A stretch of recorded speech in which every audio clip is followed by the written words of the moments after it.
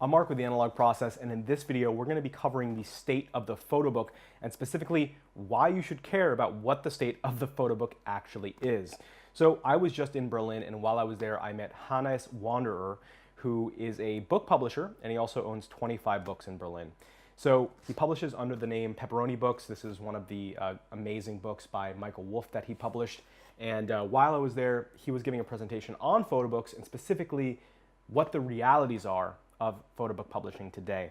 Now, if you are an artist and you want to self-publish your own photo book, if you like buying photo books, if you have an appreciation of them, this video is probably going to be interesting to you, specifically because a lot of what's going on in the market today with photo books has nothing to do with how photo books used to be, how the market used to be. I reached out to Hannes and asked him if he would be willing to let me show these slides which he made for the presentation for this video, and he said yes, which was really cool of him. So let's take a look at it. This is the traditional way that people have been selling photo books really for a very, very long time. So basically what we have here is at the bottom we can see that the end user, the customer, is paying 100% for the price of the book. So if the price is 40 euros, he's paying 40 euros, right? 7% of the amount of that book is subtracted for the value add tax. So this is all the taxes that go into it. The bookseller is going to be taking a piece of the pie. He's taking 40% of the cost of that book.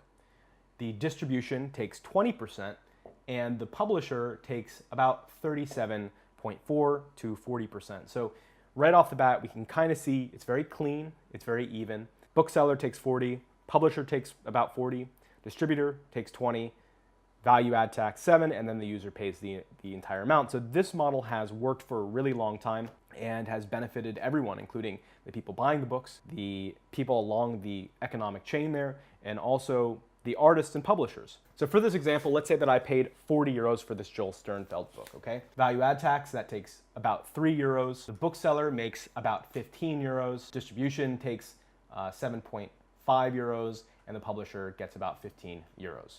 Over the past few years, things have been changing. There's been new people entering the marketplace, large international sellers such as Amazon, and also consumer tastes have changed. Consumers want more value. Publishers have been changing how they're selling their books, so a lot has been going on, and let's look at kind of how things are working out nowadays. Now, it's worth mentioning, even though I said that this model works, the reality is that that example that I gave you really didn't include a lot. It didn't include the duty copies, which are the extra books that the publisher needs to keep. It doesn't include the image processing, doesn't include the editorial work, doesn't include paying a writer to write the text inserts. It doesn't even cover the artist. So the truth is that photo books have usually been a net loss, but what tends to happen is you'll have one book or two books in a run of a year that do really well, and they kind of fund all the smaller ones. So things like that happen. But anyway, the point is that even the old model, which worked, still wasn't the most profitable thing in the world. If you want to make a lot of money, making photo books maybe isn't the best way to do it, but it is a great vehicle, obviously, for getting your work out there. And as an object, for me, there's really not anything better. Here's where things get broken. So enter big publishers like Amazon, and what ends up happening is they're cutting a lot of those prices. They're cutting them down. They're able to buy so many books, let's say this one here, that they're able to offer the book for such a low price that it kind of throws a wrench into everything. In fact, let me give you a real example right now.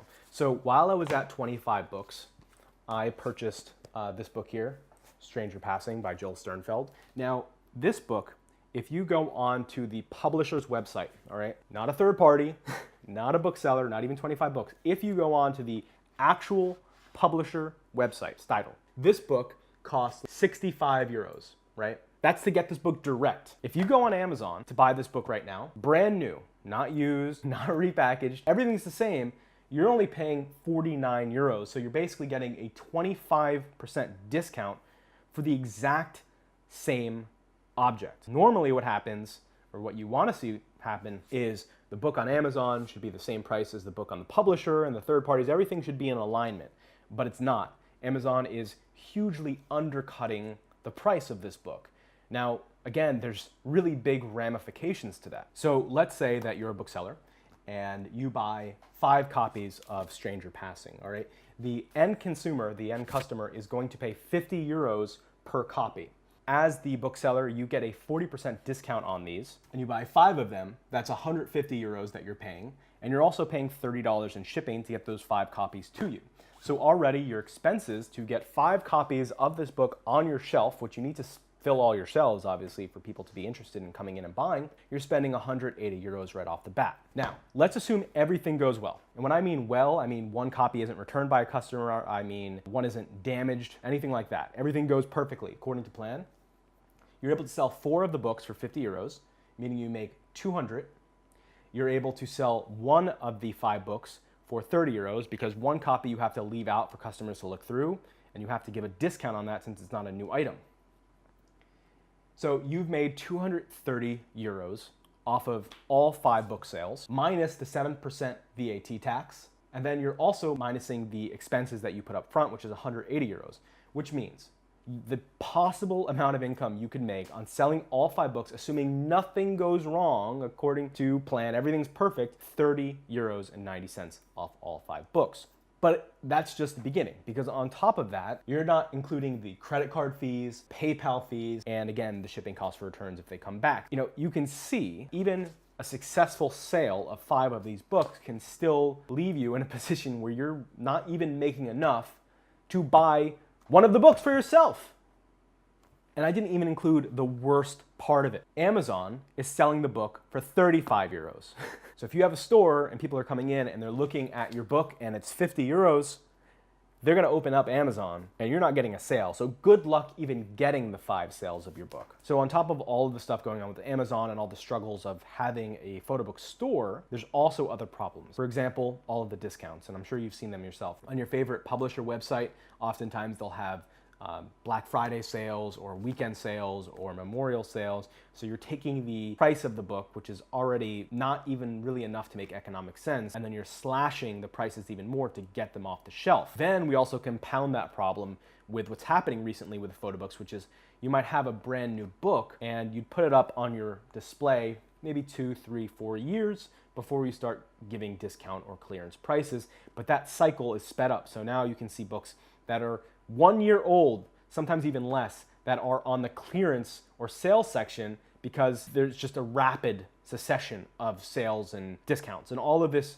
again, hurts everyone along that supply chain. Now, this isn't an attack on Amazon or on any specific publishers, although I would say that some of them are doing things that are very predatory. I love Amazon and I use it, especially for objects like toilet paper, where I don't need to go to a place to experience or discover new types of toilet paper. Amazon is not going to help you discover new photo books. It's not going to introduce you to new artists and emerging artists. It's not going to have lectures and have events that bring artists in to talk about their work that inspires you to check out work that you haven't or wouldn't normally see before. All of this comes with the photo book stores. I mean, that's why these places are so important. If you're an artist, you need these places. You need them not just to get your work out there, but also to discover the work that's out there already. For a while, what photo book stores were doing, they were charging more money for the photo book because they said, okay, well, we have to make profit. We got to keep our doors open so that way we can get photo books in here. We can get people seeing new work. We can have artist lectures so we can do all this stuff. And that did work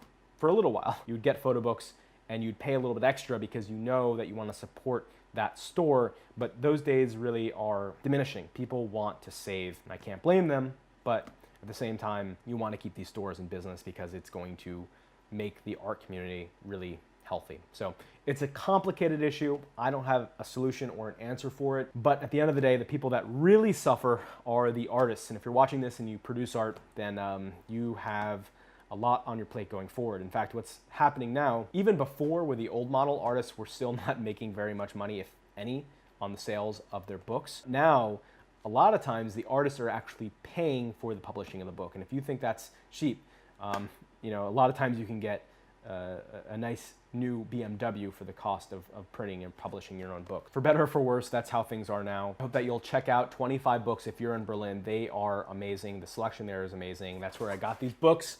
And Hannes is an absolute expert when it comes to publishing. He's been publishing basically his whole life. He grew up in a printing press, as did I, actually. They have some really good stuff there and good artist lectures. He's doing a series on Bob Dylan right now, where he's doing one lecture about one song over a period of time, it's amazing. It's really cool. So if you like Dylan, check him out.